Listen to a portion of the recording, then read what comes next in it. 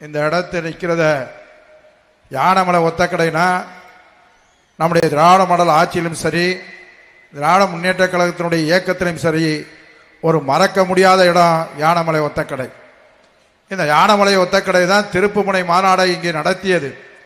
இன்றைக்கு வருங்கால தமிழகத்தை நடத்த இருக்கக்கூடிய நம்முடைய இளைஞர் நல மற்றும் விளையாட்டுத்துறை அமைச்சர் அவர்கள் 1333 பேருக்கு பொற்கிளி முதலாக மதுரையிலே வழங்கிய இடமும் யானைமலை ஒத்தக்கடை தான்.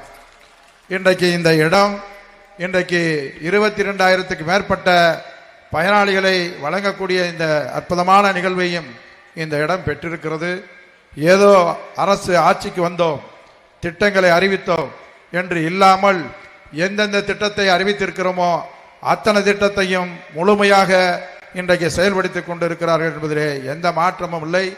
இன்றைக்கு கிராமப்புறங்களிலே ஏறத்தாழ பல்வேறு காலகட்டங்களிலே பல்வேறு நேரங்களிலே பட்டாக்களை வழங்கியிருந்தாலும் கூட இன்றைக்கு வழங்கக்கூடிய இந்த 12,230 பட்டாக்களும் இந்த இடத்திலேயே மாண்புமிகு முதலமைச்சர் அவர்கள், மாண்புமிகு நம்முடைய இளைஞர் மற்றும் விளையாட்டுத்துறை அமைச்சர் அவர்கள் நலத்திட்டங்களை வழங்கியதற்கு பின்னால் அத்துணை பயனாளிகளுக்கும், அது மகளிருடைய சுயோதய குழு புதுக்குழு கடனாக இருந்தாலும், 12,000 பட்டாக்களாக இருந்தாலும், 2,000 ரேஷன் கார்டுகளாக இருந்தாலும், மற்ற துறையை சேர்ந்திருக்கக்கூடிய நலத்திட்டங்களாக இருந்தாலும் முழுமையாக இங்கே அவர்களுடைய கையிலே ஒப்படைத்து விட்டுத்தான் அதிகாரி பெருமக்கள் செல்ல இருக்கிறார்கள் என்ற நிலையை, செய்தியை இந்த நேரத்திலே உங்களுக்கு தெரிவித்துக் கொள்கிறேன்.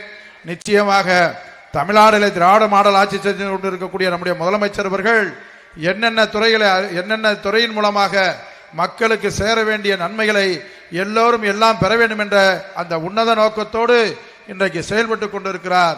அவர் வழியிலே நம்முடைய இளைஞர் மற்றும் விளையாட்டுத்துறை அமைச்சர், திட்டத்துறையினுடைய அமைச்சர் அவர்கள் அதை பின்தொடர்ந்து இப்ப எல்லா மாவட்டங்களிலும் ஆய்வு செய்வதோடு இந்த நலத்திட்டங்களையும் பொதுமக்களுக்கு வேறுபாடு இல்லாமல், கட்சி வேறுபாடு இல்லாமல், சமுதாய வேறுபாடு இல்லாமல் தகுதி உள்ள அத்தனை பேருக்கும் இன்றைக்கு நலத்திட்டங்களை வழங்கக்கூடிய நிகழ்வை நடத்தி கொண்டிருக்கிறார்கள். இங்கே வருகை தந்திருக்கக்கூடிய பெரியவர்களே, பொதுமக்களே, பயனாளிகளே, இன்றைக்கு தமிழகத்தை இந்தியாவில் இருக்கக்கூடிய அத்தனை மாநிலங்களிலும் ஒரு முன்மாதிரி மாநிலமாக தமிழ்நாடு செயல்பட்டு கொண்டிருக்கிறது என்பதனை நாமெல்லாம் அறிந்த உண்மை. எனவே இன்னும் பல்லாயிரக்கணக்கான பேருக்கு பல்வேறு நலத்திட்டங்களை வழங்க இருக்கிறார்கள். மாண்புமிகு இளைஞர் மற்றும் விளையாட்டுத்துறை அமைச்சர் அவர்களே, நீங்கள் எந்த அளவிற்கு எதை சொன்னாலும் அதை செயல்படுத்திக் கொண்டிருக்கிறீர்கள். இந்த முறை புதிதாக 10,000 மகளிர் சுயேதி குழுக்களை தந்திருக்கிறீர்கள். தகுதியுள்ளவர்களுக்கு, விடுபட்டு போயிருக்கிறவர்களுக்கு கலைஞருடைய உரிமை தொகையை நீங்கள் நிதி நிலைமைக்கு ஏற்ப அவர்களுக்கு முழுமையாக வழங்குவதற்கு முதலமைச்சரிடத்திலே சொல்லியும் நீங்களும் ஆவண செய்ய வேண்டும் என்று இந்த நேரத்தில் கேட்டுக்கொள்வதோடு, கிராமப்புறங்களிலே இருக்கக்கூடிய அத்துணை பேருக்கும் இன்றைக்கு பட்டாக்களையும் நலத்திட்டங்களையும் வழங்கி கொண்டிருக்கிறீர்கள். மாண்புமிகு அமைச்சர் அவர்களே, ஒரே ஒரு 22 மாநகராட்சியிலையும் புதிதாக மாநகராட்சியோட இணைக்கப்பட்ட அந்த பகுதிகளிலே நத்தம் பிரம்போக்கு இருந்து ஏற்கனவே பல ஆண்டு காலமாக 50 ஆண்டு காலம் 40 ஆண்டு காலங்களாக குடியிருந்து வருகிறார்கள்.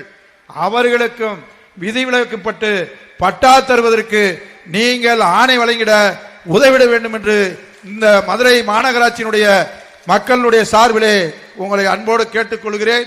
நிச்சயமாக நீங்கள் வருகிற ஒவ்வொரு நாளும் மதுரை மக்களினுடைய நலத்திட்டங்களுடைய திருவிழாக்களாக மக்கள் பயனுள்ளதாக இன்றைக்கு பெறுகிறார்கள்.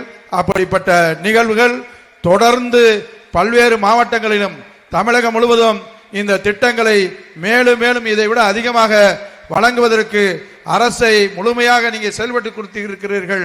அதை போல அத்தனை மாவட்டங்களிலும் இன்னும் மேலும் மேலும் செலுத்த வேண்டும் என்று கேட்டு நிறைவு செய்கிறேன். நன்றி, வணக்கம். பாதகம் செய்பவரை கண்டால் நாம் பயங்கொள்ளலாகாது பாப்பா, மோதி மிதித்து விடு பாப்பா, அவர் முகத்தில் உமிழ்ந்து விடு பாப்பா. அண்மை செய்திகளை உடனுக்குடன் தெரிந்து கொள்ள இணைந்திருங்கள் இயம்நாடு தொலைக்காட்சியுடன்.